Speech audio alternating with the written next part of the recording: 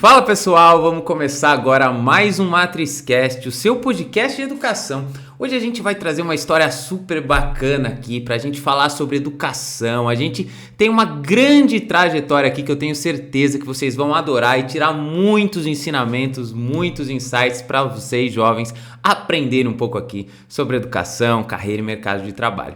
Então hoje a gente está aqui com o nosso convidado Ricardo Ponsirenas, ele que é diretor de inovação e estratégia de produto na Mais A Educação e tem uma grande trajetória que ele vai compartilhar aqui com a gente hoje. Seja muito bem-vindo, Ricardo. Um prazer recebê-lo aqui no MatrizCast. Obrigado, Fábio. Obrigado a todos aí que estão ouvindo a gente. Espero que a gente possa contribuir bastante com todo mundo aí, com a carreira de todo mundo, com as angústias de todo mundo aí. Sem dúvida, com certeza. O Ricardo, vocês já podem perceber que ele respira educação, né? Veja pelos livros, quantos livros e livros ele tem ali. Deve ter até uma lousa, uma pessoa que gosta, né? E vive muito essa questão da educação. Mas, Ricardo, conta um pouco, né? Quem é o Ricardo? Conta um pouco da sua trajetória, como que você foi se envolver com educação, se isso foi algo desde o começo, se você sempre foi apaixonado ou não. Como foi a construção do seu caminho pra gente, Ricardo? A construção do meu caminho, ela foi bem errádica, assim, na verdade, né? Então, em determinado momento da minha carreira, eu me descobri em educação.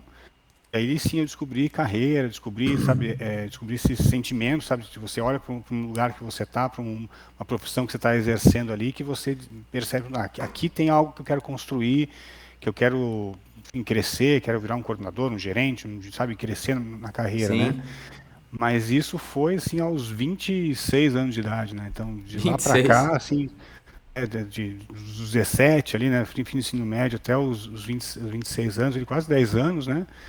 Foi de muita descoberta, muita tentativa e erro, muita coisa que eu tentei fazer ali e não me encontrei. Mas ali, depois, com uns 26 anos, eu entrei nesse mercado de educação, entrei para uma habilidade que eu fui desenvolvendo, né, nessa primeira etapa da minha vida aí de como roteirista, né? Roteirista. E aí eu entrei nesse mercado de educação pela porta da educação corporativa. E me apaixonei, aí sim me apaixonei, descobri que putz, é isso que eu quero fazer, fazer diagnóstico de aprendizagem, desenvolver trilhas, achar sempre a melhor forma, né, de ajudar os alunos a aprenderem aquilo que, enfim, qual o objetivo, né, de um curso, de uma trilha, de uma Sim. iniciativa de aprendizagem. Muito bacana, Ricardo. Quando você traz, né, a questão de metodologia, que é um assunto que eu quero muito debater aqui com você, porque eu acho que é super importante e ele está em pauta, né? A gente vê em vários debates, né, em vários momentos da educação e sempre se questiona isso, né? Como ensinar, né? Como os professores devem evoluir a sua forma de ensinar para que engajem mais os alunos, sejam eles desde lá da parte infantil, ensino fundamental, médio, pós-graduado, graduado, enfim, toda essa parte de metodologia e como envolver os alunos, sem dúvida, é algo muito interessante para se debater. Mas, Ricardo, uma coisa que eu fiquei, né, até nos bastidores a gente conversou um pouco, eu fiquei muito interessado, é que assim, os jovens hoje em dia, né, por mais que a gente fale em educação, jovem às vezes está muito perdido, né? Até por, às vezes, não ter um engajamento, não sabe muito o que quer fazer da vida, não tem certeza sobre os caminhos, e você fala aqui que aos 26 anos você se descobriu como a parte na educação, né? Então, se você pegar hoje um jovem no ensino médio, talvez ele tenha 10 anos a menos, né? E quem era o Ricardo mais novo? Você tinha nem ideia que você ia para educação? Você teve outras experiências e elas foram te conduzindo ou você foi mudando completamente uma diferente da outra? Conta um pouco dessa época pra gente, Ricardo. Não, assim, de fato, eu fui assim, testando algumas coisas, assim, não tinha certeza do que eu queria fazer, né? Isso se comprova ali. Eu fiz, quando eu tinha 17 anos, eu estava no terceiro colegial ali, fiz o vestibular no final do ano, eu passei em economia, fiz 6 meses de economia ali, não era aquilo. Achava que era aquilo, eu me inspirava muito num primo meu que gostava muito de economia e tudo mais, me influenciou bastante naquela época. Eu entrei na faculdade, não era aquilo que eu queria. Aí eu saí da faculdade, comecei ali a estudar, né, para me preparar para um vestibular no ano seguinte, já com 18 anos, né? E aí eu fiquei muito em dúvida entre letras e jornalismo, né? E tem até uma passagem bem curiosa ali, que a angústia começou a contaminar a questão da família toda, né? Então a família inteira angustiada, que você ia fazer letras, você ia fazer jornalismo e tal. E eu morava com a minha avó ali em São Paulo, né? No Campo Belo, ali em São Paulo, e ela falou, tem o seguinte, eu mandei... Ela acreditava, né, de mapa astral, tudo mais, eu tenho consulto lá com o Luiz, que é um cara que faz mapa astral, não sei o que, eu Sim. mandei fazer o seu, para você ver. Ó, enfim, não acredito, mas já que já pagou, tá pago, tá lá pronto lá, eu vou lá ver o que que era, né? O cara era famoso ainda, né?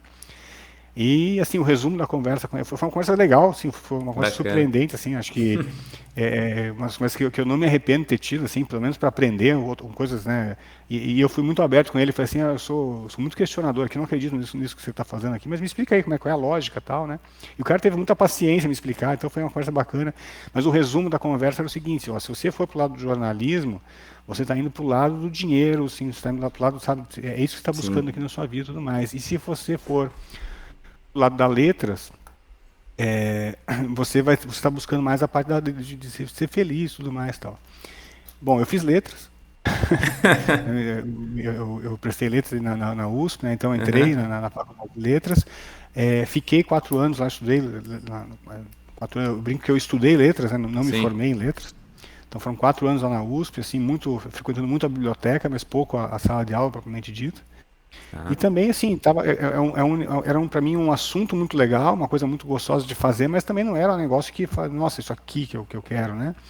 E nesse meio tempo, assim, eu fui experimentando algumas coisas, né? Eu trabalhei em assessoria de imprensa, eu fui experimentando algumas coisas, e uma das coisas, acho que muito curiosas, né, dessa minha trajetória aí, de ir experimentando coisas, eu tive nessa etapa aí dos 17, 18 anos, eu tive uma profissão muito diferente, né, vamos colocar assim. Qual que é? Eu fui piloto de videogame, né? Pô, Na, na- Naquela época existia um negócio chamado revista de videogame, né? Hoje, para quem tem aí 17 anos, é uma loucura pensar num negócio desse. eu lembro, Que a eu gente lembro. esperava, essa que a gente esperava um mês inteiro para chegar a revista na banca de jornal, para você ir lá e comprar a revista e, né, ir numa locadora, provavelmente, para jogar um jogo lá e pagar por hora para jogar. E durante um ano e meio, mais ou menos, eu testava os jogos. A revista era a Super Game Power, né? Eu era um dos pilotos lá da Super Game. Sim. E testava o jogo, tinha que chegar no final. Então, assim, ali foi uma coisa legal que eu fui me descobrindo como descobri uma habilidade que eu tinha. Eu sempre gostei muito de ler, né? Então, assim, e a escrita para mim veio com uma coisa meio natural. Então, assim, e ali foi bacana que eu frequentando aquele ambiente de redação, apesar de ser uma revista de videogame, era um ambiente de Sim. redação com redatores muito bons, com editores muito bons, né? A editora era Nova Cultural ali, né? E você vai aprendendo muita coisa, assim, tô muito puxão de orelha do editor, né? Aquela coisa toda. Sim. E fui desenvolvendo esse lado. Então, assim, tem uma coisa curiosa, né, dessa passagem, né, do jogar videogame, né? Trabalhar jogando videogame, que pô, mas isso é a melhor profissão do mundo, né? O que eu falo no fim é trabalho, tá? No fim é trabalho, no fim você tem que chegar lá e detonar um jogo tipo Final Fantasy 2, sabe? Que Eu é um lembro. jogo que parece que não tem fim o negócio, entendeu? Então, assim, e aí você perde o fechamento da edição, é um baita problema. Então, assim, no fim vira trabalho, vira pressão, você sabe, é Sim. claro, pô, é um ambiente um pouco diferente, mas tem essa curiosidade, né? Muito. Então eu tive isso e isso me abriu um caminho ali para trabalhar como assessor de imprensa, né, para a Ubisoft no Brasil. Ali, trabalhava numa assessoria de imprensa que trabalhava com alguns clientes, né, um deles era a Ubisoft, outro era a Clone, né, que trazia na época, era na época ali a mais importante importadora de acessórios para computador, mouse, teclado, aquela coisa Sim. toda, né? Até outro dia foi engraçado que eu estava contando essa história e eu falei de mouse de ótica, a pessoa, mas qual era a pessoa mais nova, naturalmente, né? Qual é que, tá, mas mouse, que mouse que não é ótico? Né? Eu falei, ó, tinha um mouse na minha época e tinha uma bolinha dentro Sim. e você tem que, sabe, tinha que limpar a bolinha e tal, não sei o Sim. que. Então, o Sujava a mouse ótico foi bolinha. um puta lançamento, né? Puta Foi mesmo. revolução e tal.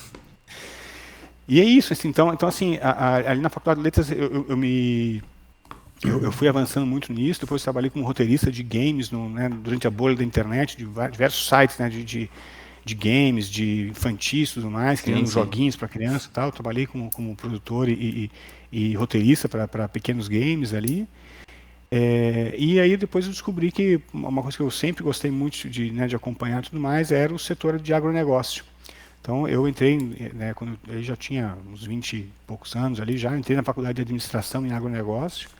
Aí sim eu me formei, Sim. então em administração de agronegócio. Mas acabei que não exerci, né? Então, assim, eu criei um plano de transição ali na minha carreira, né? Dessa carreira mais editorial ali, né? Mais próximo do jornalismo, da letras, né? Tinha um plano para transitar para esse mundo do agronegócio. Eu saí então dessa assessoria de imprensa que eu trabalhava, abri a minha própria assessoria de imprensa e comecei a atender clientes do agronegócio. E foi super bacana, no começo deu tudo super certo e tal. Foi um ano essa experiência, né? Então, logo de cara consegui alguns clientes, bons clientes. Na metade do ano estava com 8 clientes, estava tudo dando certo, sabe? Sim. E aí, só que naquele ano o agronegócio quebrou. No final do ano quebrou, então perdi todos os clientes numa tacada só. E depois, enfim, depois eu fui descobrir que todo ano o agronegócio quebra. Né? Então é um mercado cíclico, né? Então é só ter um pouquinho mais de resiliência que tudo ia dar certo, sabe? Uhum. Mas aí coincidiu que eu recebi um convite de uma amiga que tinha trabalhado comigo lá no site, né, que eu trabalhei lá atrás, na bolha da internet ali. Sim. Falei, eu tô aqui numa empresa de educação que trabalha para, né, cria treinamento corporativo e tal, e é um trabalho muito parecido com os roteiros que a gente fazia lá, dos roteiros de game e tal. Você não quer vir aqui fazer um freela e tal? Eu fui, fiz um freela, puta, adoraram lá, não sei o que. Isso foi no finalzinho de 2005 já. Né? E aí a empresa, não, pô, você vem para cá, tal, você leva jeito para isso aqui, você, enfim, você consegue fazer bem, né? E aí eu entrei como roteirista ali na empresa. E aí foi quando eu senti que, putz, é isso, sabe? Eu conheci esse mundo, né, mais corporativo também, que eu não tinha vivido ainda. Percebi como sabe, como a educação era importante ali para cada um dos negócios que a gente atendia naquela empresa, né? E uma coisa muito bacana também da educação corporativa, quando você tem muitos clientes diferentes, é que assim, de manhã se começa, eu lembro que um dos projetos que eu fiz é o relançamento do Kangoo, da Renault, né, do carro. Sim. Então, de manhã trabalhando nesse projeto, à tarde você fazendo um curso você projetando ali um curso de HP 12C, né, da calculadora, e no fim do dia você está falando de um curso de manutenção de ar-condicionado predial, sabe? Então, assim, você aprende muito com o negócio, você tem que entender o negócio para saber explicar.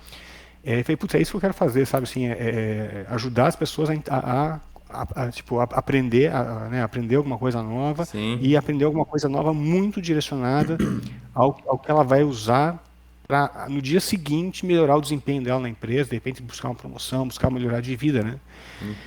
Acho que quando a gente fala de trabalhar com educação, é isso, assim, eu nunca vi ninguém que saiu pior de uma iniciativa de educação do que quando entrou. Sim, então, assim, acho que isso é muito satisfatório, né? Tipo, mesmo quando tudo dá errado, dá certo, sabe? Então, assim, a pessoa sai melhor do negócio. Então, acho que isso é uma das coisas legais. Sem dúvida, e muito bom você passar sobre toda aí, porque eu vou anotando, né? Eu tenho isso aqui, vai virar um livro depois, inclusive ainda bem que um dos meus convidados aqui, que foi o Tom Rock, ele me disse, né, numa que ele também queria escrever um livro, ele procurou no YouTube e achou que escreva o livro em 15 dias. Eu falei, que bom, porque eu achei que eu nunca ia conseguir, já temos 60 e poucos episódios aqui, tantas folhas, mas eu vou aprendendo, né, Ricardo, com vocês, com o que você vai falando, e você me conduziu à minha próxima pergunta, mas antes disso eu vou fazer uma reflexão sobre o que você mesmo disse, pros jovens. Né, você colocou aqui primeiro, aqui, ó, dinheiro versus felicidade, né, quando você foi lá pro cara, fez um mapa astral e tudo mais, colocou isso na sua frente, né, colocou isso em pauta para que você refletisse,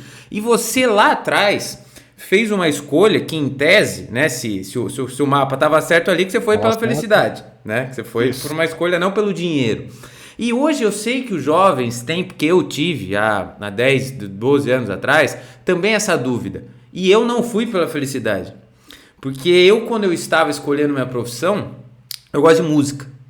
E música, eu toco piano, né? Então, assim, não tem, obviamente, você pode ter um ótimo futuro, mas em tese não era aquela profissão que as pessoas olham e falam, nossa, vai ter um futuro bom. E eu queria ganhar dinheiro, né? Precisava ganhar dinheiro, quero melhorar de vida. Eu falei, não, vou para engenharia. E eu vejo que até no teu exemplo, que em contrapartida do meu foi oposto, né? A gente caminha e fecha no mesmo ponto. Veja por quê. Porque você teve várias mudanças na sua vida. Por mais que você ali achava que você estava escolhendo por felicidade mesmo, você teve várias mudanças. Depois foi para o agronegócio, foi para a questão de fazer roteiro, começou a mudar aqui, né? Teve a experiência com jogos e tudo mais. E eu também tive as minhas mudanças, só que esse propósito, que eu acho que é quando você fala, que aí você se encontrou, né, que depois que você quebrou ali no agronegócio, foi convidado para fazer o freelancer, se encontrou, isso é parte do caminho, né? É muito difícil a gente saber com exatidão aquilo que todo mundo fala, né? Você tem que fazer o que você ama, você tem que fazer o que te faz feliz. Muitas vezes os jovens aos 16, 17 anos não fazem nem ideia do que faz feliz e não vão saber aos 18, não vão saber aos 19, não vão saber aos 20, eles precisam caminhar. Porque talvez no ponto que você esteja, você não tenha a visão necessária para entender o que é o que te faz sentido desse jeito. Que do mesmo... E talvez você não tenha ainda a vivência, talvez você não conheça as coisas que te fazem feliz ainda, né? Exatamente. Como foi na sua trajetória você falando e eu fui pensando na minha. Porque eu fui feliz, né? E sou feliz fazendo as coisas que eu fiz em engenharia, trabalhando com automobilismo, coisa que eu gosto também. Mas de fato, quando eu me encontro, que também é na educação, foi no processo. Não, eu nunca ia saber isso aos 16, 17 anos, então isso não é tirar um pouco do peso, mas quando você traz uma história tão bacana como a sua e eu vou comparando com a minha, eu vejo que é muito parecida e os jovens precisam ter isso em mente, né? Sair, né, ali do ponto parado e dar coragem para dar o próximo passo, para entender e ir testando sem medo de errar ou medo de você ter que mudar e for se descobrindo ao longo do caminho, né, Ricardo? E aí é essa forma que eu fiz, né, essa reflexão e anotei tudo que você disse. Agora, eu fiquei muito curioso, né, porque tem muita gente que acha que esse negócio de jogar videogame começou agora, né? Você tá falando aqui pra gente que tem há muito tempo. Eu, inclusive, li algumas dessas revistas, não sei se era a mesma, mas eu lia porque ela vinha como você passava de fase, né? Então eu tinha lá os jogos Final Fantasy, realmente era muito longo, eu gostava, mas era muito longo. E assim, a gente queria entender, né? Às vezes você queria pegar essas revistas. Mas isso me traz à tona o seguinte, eu queria entrar um pouco nessa área de metodologia, né? Você está falando de games, você está falando de coisas que talvez envolvam, e a gente vê muito disso da discussão sobre metodologias de ensino atual. Você hoje, com a questão corporativa, né? Qual que é a tua experiência e quais suas opiniões em relação à metodologia, né? Hoje você vê que as metodologias elas estão indo para que lado, né? Quando você fala do setor corporativo, educação corporativa, como que você encara uma forma de engajar mais as pessoas, uma forma de fazer com que elas gostem, né, do que elas estão estudando, aprendendo? Como que você enxerga que a educação está hoje nesse sentido, Ricardo? Assim, acho que a tua pergunta é bem boa, bem difícil de responder, né? E eu vou até só dar um complementar aqui na minha história, só para contextualizar um pouco a resposta, né? Então, Sim. assim, a educação corporativa foi a minha porta de entrada na educação, e acho que de todas as experiências que eu tive, foi onde eu fiquei mais tempo, assim, e foi onde eu me desenvolvi mesmo. Então, comecei como roteirista, acabei como diretor da empresa ali, então foi ali que eu me desenvolvi. E depois eu tive experiências, eu tive uma breve experiência de empreender depois que eu saí ali do UOL, né? Então, só contextualizar, então a minha experiência, a minha assistente chegou ali, ó. Belezinha. Então, eu entrei, né, nessa empresa que eu entrei de educação corporativa chamada Ciatec. Ciatec, depois, em 2012, foi adquirida pelo UOL, junto com outras empresas de educação de outros segmentos, para a criação do UOL Educação, né, então o UOL EdTech, e eu virei diretor então, de conteúdo do UOL EdTech. Então ali eu comecei a ter contato com concurso público, com preparatório para concurso, com curso para pessoa física, curso para ensino superior, curso para varejo. Então uma série de outros segmentos da educação que antes eu não tinha contato. E depois eu fui para a Laureate, né? A Laureate era um grupo educacional americano que tinha 10 instituições aqui no Brasil, então a Embi Morumbi, a FMU, então, e eu fui como responsável para desenhar a metodologia de ensino do EAD, tanto para graduação como para pós-graduação, para as 10 instituições. Sim. E agora estou na Mais A Educação, que trabalha também com bastante foco em ensino superior. E aí, quando você fala da educação corporativa, né, as metodologias, assim, elas são bem diferentes. Quando a gente olha, né, elas não são diferentes, na verdade, mas os objetivos são muito diferentes, né? Sim. Então, e tem coisas muito positivas e coisas que não tão positivas, assim, quando a gente compara, né, esse mundo. Na educação corporativa, a gente tem algumas questões relacionadas o aluno ele tem que aprender rápido e ele tem que conseguir implementar aquele aprendizado ainda mais rápido. Sim. Então, assim, quanto mais rápido o aluno conseguir entender um novo procedimento, um novo processo, uma nova técnica, seja lá o que for, e conseguir colocar em prática e trazer resultados para a empresa, é isso que a empresa contratante quer. Entendi. Né? E aqui tem uma questão interessante que é diferente do ensino superior, né? Que quem compra o curso, quem contrata o curso, não é o aluno.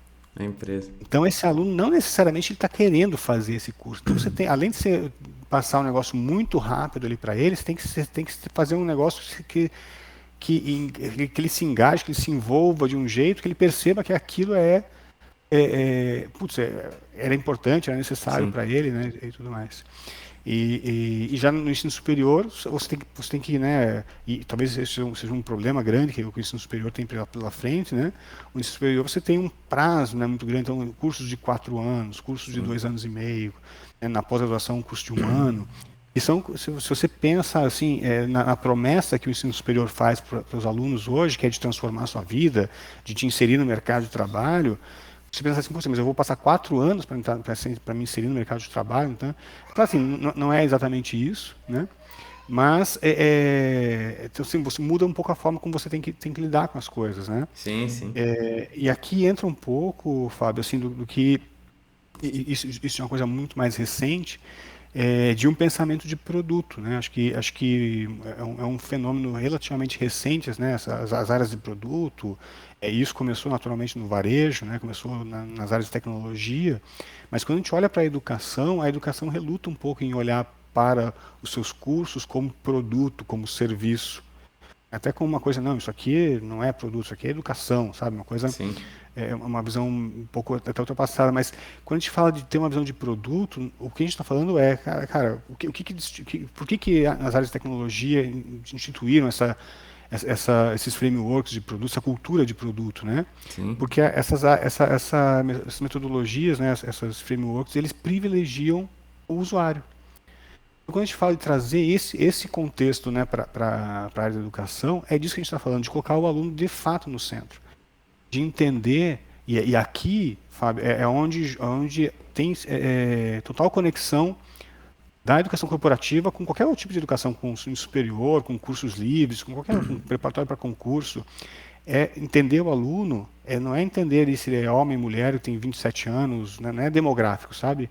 É Sim. entender quais são as angústias, quais são as dores dele e, principalmente, o que ele considera sucesso. Tá? Vou dar um exemplo.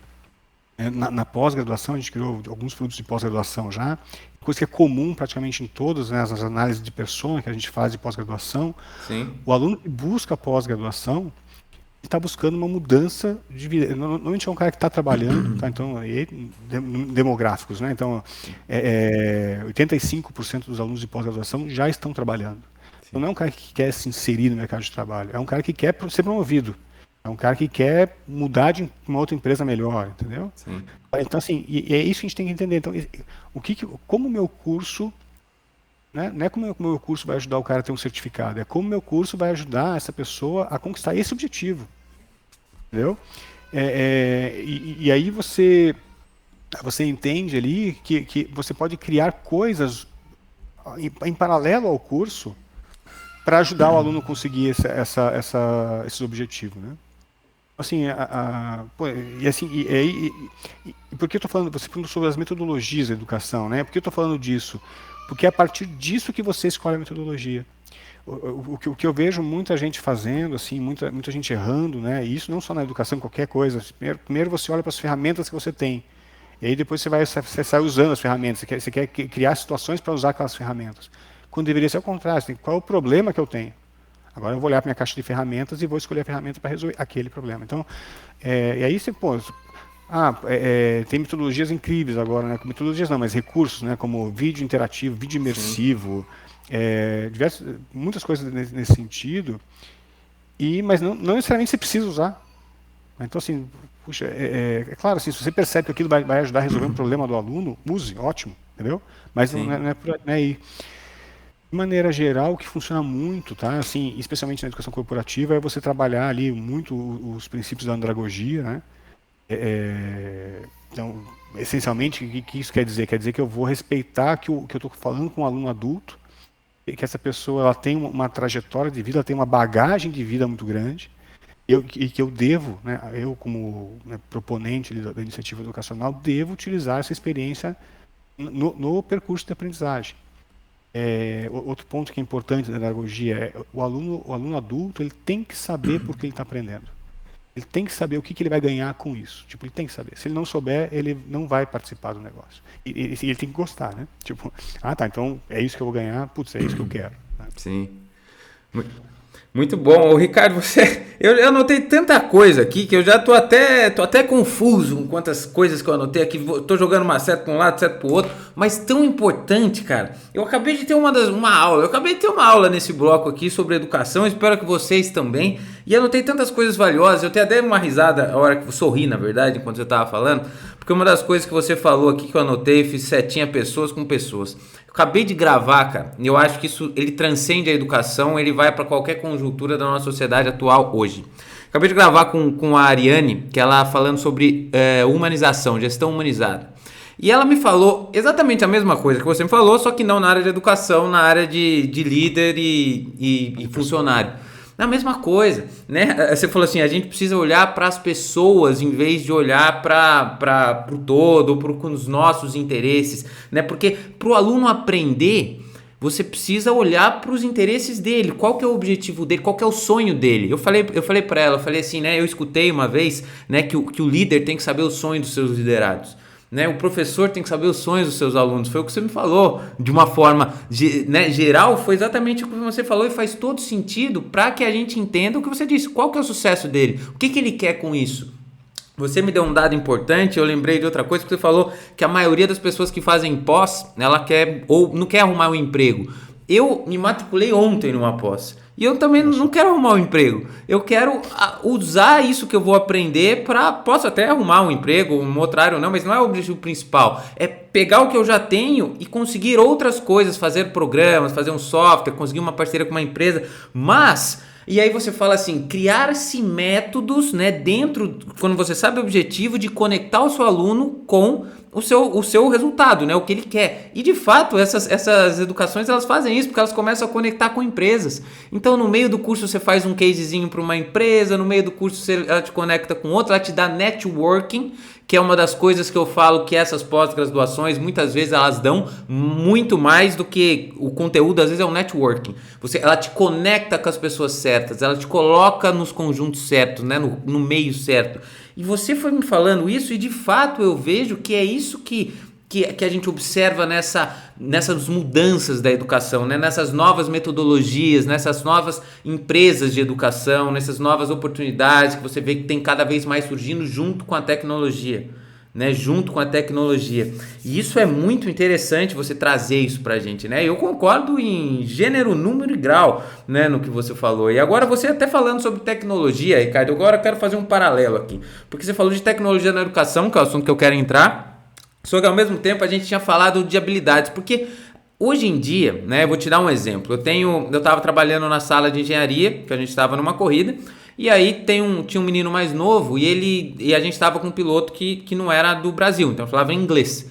E aí, em dado momento, os dois falaram inglês e o menino mais novo com uma fluência muito boa, né? Daí a gente perguntou, mas você já foi para lá? Né, para os Estados Unidos, você estuda, ele devia ter lá os seus 20 e poucos anos, ele falou, não, de jogar videogame no meio da comunidade, falando com gente assim, eu aprendi a falar desse jeito, fluente, o cara era fluente aos 20 e poucos anos, aprendendo a falar com a comunidade do videogame, né? Porque o videogame hoje em dia não é mais como era na nossa época, né? Que era uma fitinha e você tinha as fases, né? Hoje em dia você se conecta com o mundo inteiro.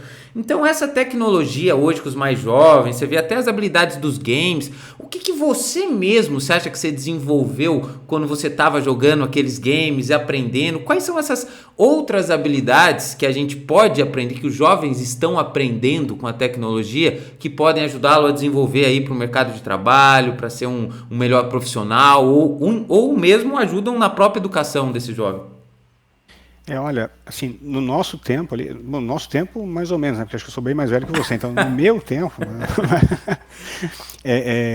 era um pouco mais limitado mesmo, assim, porque, Sim. como você falou, não tinha o componente social, quer dizer, tinha se você pensasse naquele pessoal que, né, ia na locadora e ficava todo mundo jogando, você tinha um videogame, então ficava, sei lá, 10 pessoas, 10 molecada em volta ali do videogame, esperando, Uhum. ajudando também, né, todo mundo e tal.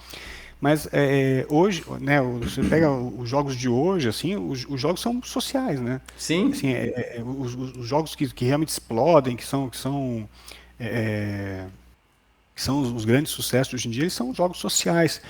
Até eu fiz um trabalho recente aqui, né, sobre educação, que fala que olha um pouco para esse lado, né, que olha um pouco para game, para redes sociais, mas o que a gente chegou à conclusão é que assim, para trazer para o mundo da educação, a gente não pode pensar mais em rede social, em jogo, né? Isso hoje a gente tem que pensar como coisas conectadas, né? Pensar em plataforma social. Então, assim, pensa que o Instagram é uma plataforma social, o Sim. Twitch é uma plataforma social e o Fortnite é uma plataforma social. É uma plataforma social, tudo bem, que tem um tipo de interatividade diferente do Instagram, diferente do TikTok. Mas é um tipo de interatividade que atrai um determinado público, grande pra caramba, né? Com uma infinidade de possibilidades ali dentro. Inclusive quando o pessoal fala, o metaverso aqui, então faz surgindo ali. Não, esses negócios já são metaversos, né? Sim. O Fortnite já tem show no Fortnite, já tem lançamentos mundiais. E outro dia eu estava ouvindo um podcast que falava um pouco sobre isso, sobre a complexidade que é de fazer uma ação global numa plataforma como essa, né? Porque tem que comprar direitos em todos os países que ele está presente. Assim, é uma indústria por trás desse negócio Sim. muito legal. Assim, eu acho que o que eu vejo ali, né, e é uma luta assim, né, dos educadores, né, de como engajar, né, os alunos, né, no aprendizado e tudo mais, mas o que eu vejo é que essas plataformas, né, tanto, né, os games quanto as plataformas sociais mesmo, né, elas conseguem conseguem criar esse engajamento de uma maneira muito natural, Sim. e porque elas exploram justamente, elas desenvolvem justamente essa questão de você aprender socialmente. Sim. É, existe assim, né, uma coisa que a gente olha, não é um conceito, mas assim, um sentimento de que a educação, né, formal, ela está ficando muito para trás, e está mesmo, né, ela está estacionada, né, agora que ela começa a realmente correr atrás do prejuízo, assim, mas, né, na época da pandemia, por exemplo, o terror dos professores que davam aula pelo Teams, pelo Zoom ali, é que ele dava aula como se ele estivesse sozinho ali, né, tipo, Sim. 60 alunos na sala, todos de câmera fechada, ninguém interagindo, então ele palestrando ali, 2 horas palestrando, né. E aí tem um colega meu aqui que ele é muito envolvido em tecnologias imersivas, ele falou, quer ver uma coisa? Ele entrou aqui no Discord, entrou assim, tipo, vamos ao vivo aqui, entrou no Sim. Discord, entrou num grupo de estudo, que era, assim, era um grupo de estudo, tipo, um grupo de estudo. Assim, tinham lá, sei lá, 400 pessoas mais ou menos estudando cada uma a sua coisa. Né, alguém que era o host, ele colocou a música, então todo mundo ouvindo uma música ali no fundo e tudo mais. E assim, mais da metade das pessoas, dos adolescentes, né, molecada mesmo, com Sim. câmera aberta. Eu falei assim, olha a câmera aberta da galera aí. Por que o professor não consegue câmera aberta? E aqui os caras estão voluntários, ninguém pediu para ele abrir a câmera. Sim. Né? Sim, porque eles estão conectados. Eles estão conectados ali entre eles. E na aula lá do TIM, tudo bem, assim, eu acho muito errado criticar também todo o sistema educacional, porque, cara, ninguém Sim. estava preparado para fazer, assim, já é muito, eu acho louvável o que foi feito, né, apesar de todas as críticas e todos os pontos que podem e devem ser melhorados, assim, mas Sim. foi louvável o que foi feito ali na época da Sim. pandemia. Eu estava na Laut nessa época, eu lembro, assim, a gente lá tinha mais de 6 mil professores, né, com todas as instituições. O time acadêmico conseguiu fazer com que todos os professores começassem a dar aula em praticamente 3 dias, sabe? Cara, em vez de ir para a faculdade dar aula na sala de aula, dar aula e funcionou Computador. bem, entendeu? Sim. Então, assim, isso pô, mas a metodologia, aí tu vai aprimorando, né? Mas, assim, mas você vê que quando você olha para esse mundo diferente, essas coisas acontecem naturalmente. Então, assim, quando você fala dos jogos, o que o jogo pode ensinar e tudo mais, acho que, primeiro, assim, acho que o jogo, especialmente no grau de sofisticação que eles estão hoje, eles te permitem imaginar soluções para problemas, ou melhor, você consegue criar a sua solução para um problema específico, né? Sim. Na nossa época, não. Na nossa época, para matar o chefe da fase, era tiro na cabeça, tiro não sei onde, era isso que tinha que fazer. Se não fizesse isso, não derrotava. E hoje, né, você pega os jogos de universo aberto, você tem N, tipo, cria a sua possibilidade de resolver esse problema, né? Passar de fase. Se você quiser passar dessa fase, se não quiser passar, não tem problema. Então, eu acho que o jogo hoje ele consegue reproduzir muito mais um ambiente flexível como é o que você tem, né? Sim. É assim, pô, certamente tem uma série de problemas aqui para ser resolvido, mas assim, acho que traz muito benefício, né? Traz muito benefício, especialmente essa conexão social, né? Sim, sim, exatamente. Eu penso também que essa forma de conexão, né, esses ecossistemas que existem, né, em volta de um produto que seja um jogo, né, toda a comunidade, todo esse envolvimento. Inclusive eu estava, não numa discussão, mas uma reflexão com uma outra pessoa sobre educação, e eu vejo que muitas pessoas ainda falam, e aí eu quero conectar com esse nosso assunto final aqui, mas muitas pessoas ainda falam da questão, e aí eu vou transpor até um pouco em relação ao home office também, a questão de estar distante, ao mesmo tempo que você falou do estar distante no ensino, né, dessa questão digital, da falta de interação, né? No home office não dá porque é muita falta de interação, as pessoas precisam se ver, o estudo não dá porque as pessoas têm falta de interação, precisam se ver. Eu acho que falta de interação é uma objeção que vai cair muito em breve, até pelo ponto que você disse em relação a metaverso, realidade aumentada, a tantos outros pontos que daqui a pouco, né, que isso talvez já seja até realidade para quem joga, que é mais novo, mas daqui a pouco estão se criando eventos que fisicamente você não ia conseguir juntar tanta gente no mesmo lugar falando com tanta coisa, vendo tantas coisas ao mesmo tempo, interagindo com tantas coisas ao mesmo tempo. Então, interação, na minha visão, quando se fala sobre educação, quando se fala sobre trabalho, é algo que vai cair muito em breve, né? Não acho esse o problema, ou não acho esse que vai ser a falta do engajamento tanto de um lado como para o outro. Mas aí o que eu queria te dizer, Ricardo? A questão, quando a gente fala, você tocou no ponto da pandemia, que veio esse dar aula à distância, né? Essas mudanças que a tecnologia está nos permitindo como ferramenta, que é o que você falou no bloco anterior, é uma ferramenta que hoje a gente tem. Qual é a sua visão? E ela pode tanto ir para o lado de profissional, de trabalho, ou para o lado não profissional, só o escolar também. Mas você acha que a gente tende a cada vez mais ter uma educação à distância, as coisas acontecendo via computador, online? Você acha que essa questão física, né, do estar presente, da figura do professor, de outros tipos de ensinamento, qual é a tua visão sobre isso? Você enxerga um futuro mais híbrido, né? Você enxerga um futuro que a gente vai ter que voltar para o físico 100%, que foi uma questão do que a gente viveu, ou você enxerga um futuro cada vez mais distante, entre aspas? É assim, bom, vamos lá, acho que essa resposta ela é relativamente complexa. A questão da interatividade, eu acho que é só o como. Nós estávamos acostumados a ter interações presenciais, e todos nós gostamos disso, né? Eu acho que, enfim, assim, e tem muito valor, naturalmente, e a gente está aprendendo a ter interações que são diferentes, né? Acho o primeiro problema é esse, é você querer ter a mesma interação que você tem no presencial no online. Você não vai ter. Desculpa, assim, claro. Talvez depois a gente avançar muito de ter, sabe, realmente você entre imersivamente em alguma coisa e tal. Mas eu acredito que, assim, o que a gente tem que entender é a interatividade, ela nunca é o objetivo educacional, nem do trabalho, né? O objetivo educacional do trabalho é você ter resultados. Então, na educação é você ter ali o aprendizado, você conseguir aprender tudo mais. No trabalho é você ter resultados do seu trabalho propriamente dito. A interação é uma forma de facilitar isso. Sim. Então, quando a gente pega, por exemplo, ali num curso de medicina e fala que o curso de medicina, o aluno tem à disposição dele ali um modelo tridimensional do coração, feito super realista, que ele consegue fragmentar, abrir, fazer, né, os recortes ali para estudar.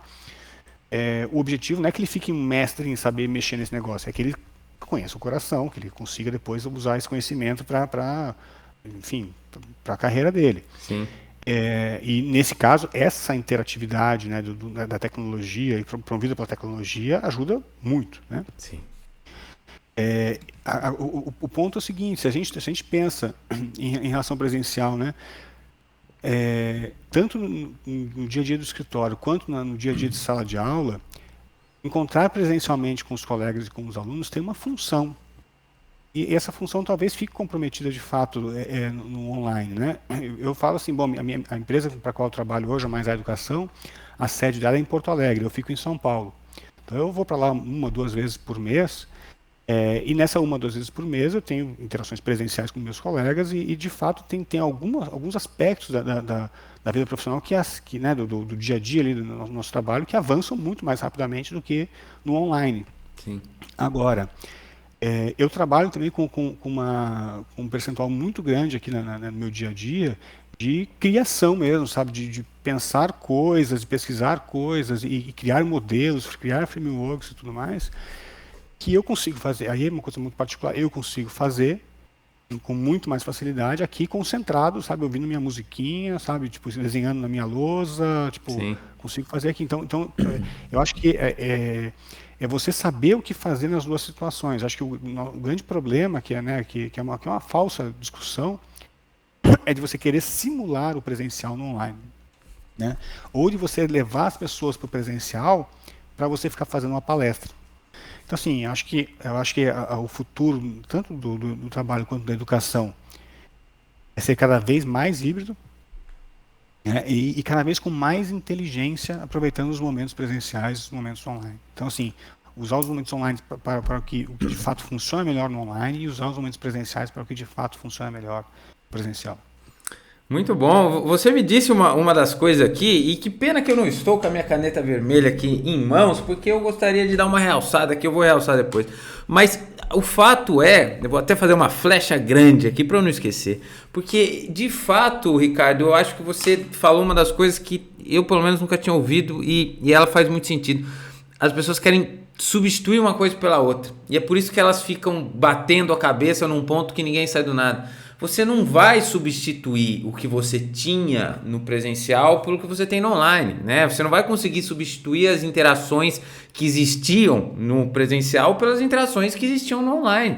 Isso não tem como, né? Como você disse, eu até falei da questão das interações, né, que a gente vai ter, e eu acredito que sim, mas de fato não vai ser igual. Não tem como ser igual, são coisas diferentes. E talvez a gente tenha que entender que aí a gente vai ter que simplesmente, as interações que a gente tinha pessoalmente, as questões que a gente tinha, ou a gente vai ter que realmente manter num sistema híbrido e pegar coisas que talvez a gente não precisasse, né, estar ali, se locomover ou ter toda essa parte dessa interação, a gente muda para a questão do online, da questão do digital e usa as ferramentas, né? Mas eu acho que justamente entender que não dá para você substituir um pelo outro é uma coisa que já facilita muito a discussão, que eu mesmo muitas vezes quero fazer isso, né? E você falou assim, será que não dá? São coisas diferentes, né? Diferentes. E outra coisa interessante que você me disse, que não é objetivo.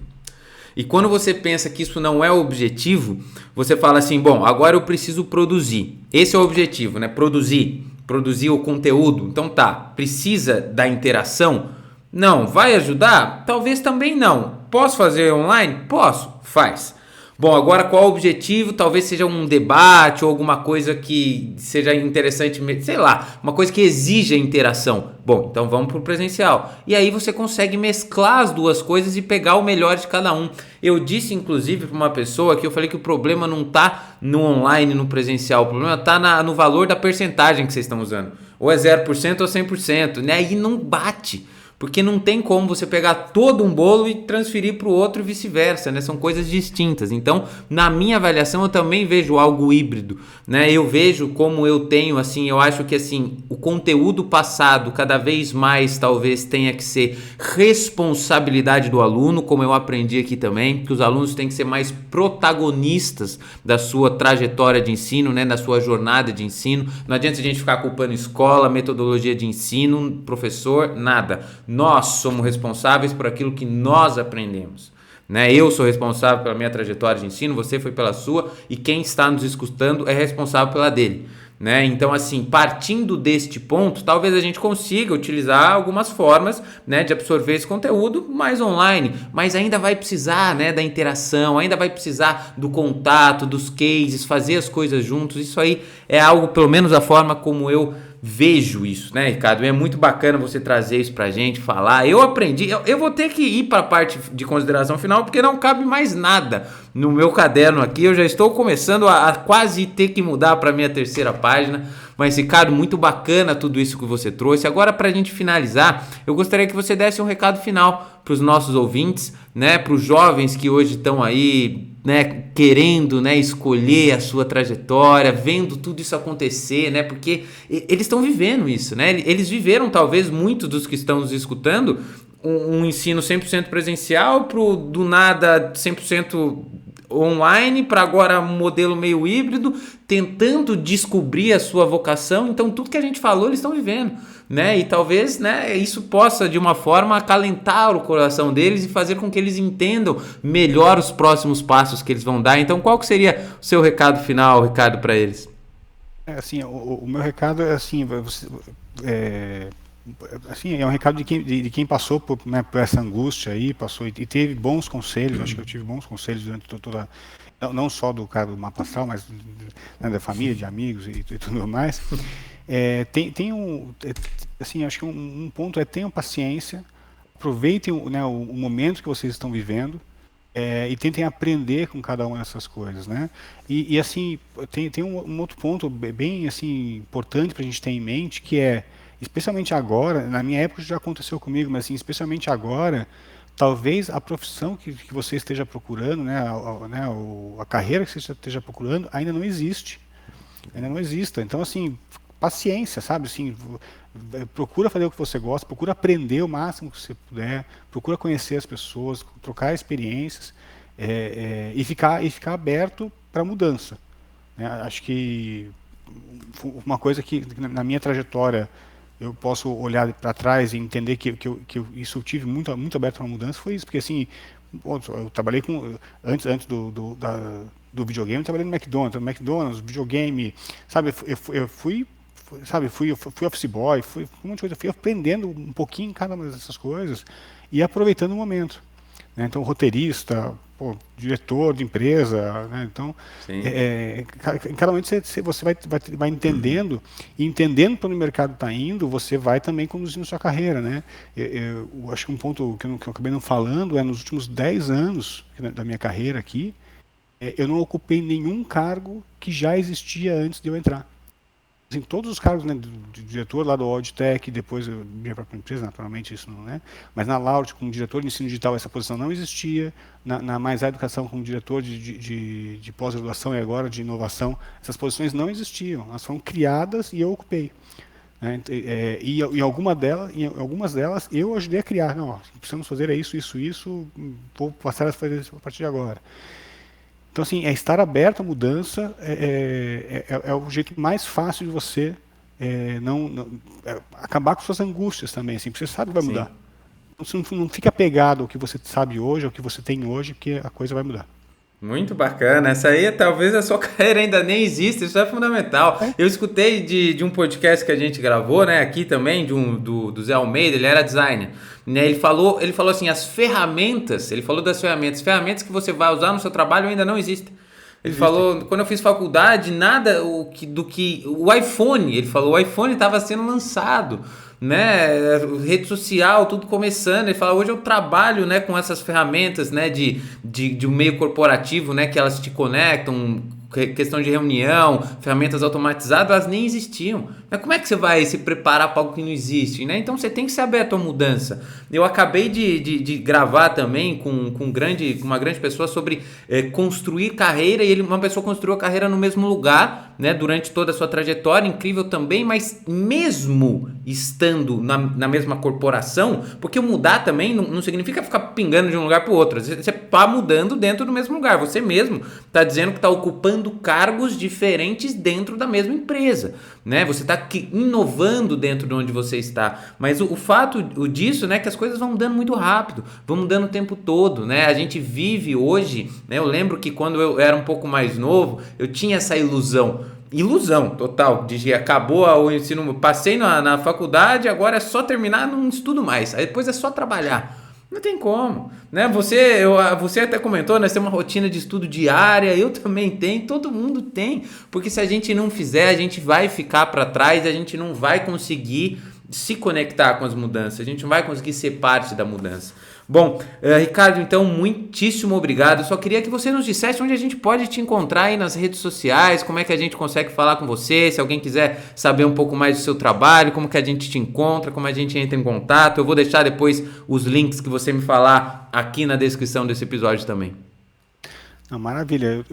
Acho que a rede social que eu estou mais presente ali, que eu realmente administro e faço alguma coisa decente ali, é no LinkedIn. Então, acho que depois deixo com você o meu contato no LinkedIn ali, né? Ricardo Ponsirenas também, né? Acho que é Ricardo Ponsirenas. Tá. Bom, foi um prazerzaço também falar aqui com vocês. Assim, espero, assim, essa questão aí de poder trazer um pouco da minha experiência para quem está começando a carreira. Para mim é algo que vale muito, porque eu passei muito por isso, né, de não saber que carreira, de não saber onde eu ia estar daqui 5 anos, e muitas pessoas me fizeram essa pergunta, onde você vai estar? Não sei, sabe, isso era uma angústia, então, hoje acho que é mais ainda, né, porque 5 anos, quando é uma vida. Então, eu agradeço muito por ter participado aqui, espero que possa ter contribuído aí com dúvidas, enfim, com respostas. Sim. Para quem está ouvindo a gente. Acho que é isso, né, Fábio? Para me encontrar isso no LinkedIn mesmo. Então, tá certo, eu vou deixar aqui, com certeza. Olha, o Ricardo, eu tive uma aula aqui, eu não sei nem porque eu estudei hoje, porque eu já nem precisaria, é só esse momento aqui de participar com vocês, para mim já é uma aula. E agora que você falou, estou quase esqueci. Os nossos convidados sempre deixam uma perguntinha aqui, Ricardo. Então uma pergunta pode ser de sim ou não, pode ser uma pergunta aberta, tanto faz, não precisa, né, elaborar muito, uma pergunta direta, talvez, só para a gente deixar para os nossos convidados responderem para nós, e a gente vai encerrando por aqui, Ricardo. Então eu vou usar essa pergunta que eu ouvi muito na minha fase aí de decisão profissional, vou subvertê-la um pouco, onde você não se imagina daqui 5 anos? Tenta responder essa é boa de responder. Muito bom. E como, de novo, eu conectando as coisas, uma coisa que eu aprendi aqui, que às vezes para onde a gente vai, a gente não sabe. Mas saber para onde a gente não quer ir, já é um baita de um caminho para a gente. Muito obrigado, então, Ricardo. Foi um prazer entrevistá-lo aqui. Obrigado a todos vocês que nos escutaram até agora. Não se esqueça de curtir e compartilhar esse episódio com todos que também, assim como nós, aprendemos e precisam de mais desse conteúdo. Muito obrigado, ouvintes. Muito obrigado, Ricardo. Até a semana que vem. Obrigado, pessoal.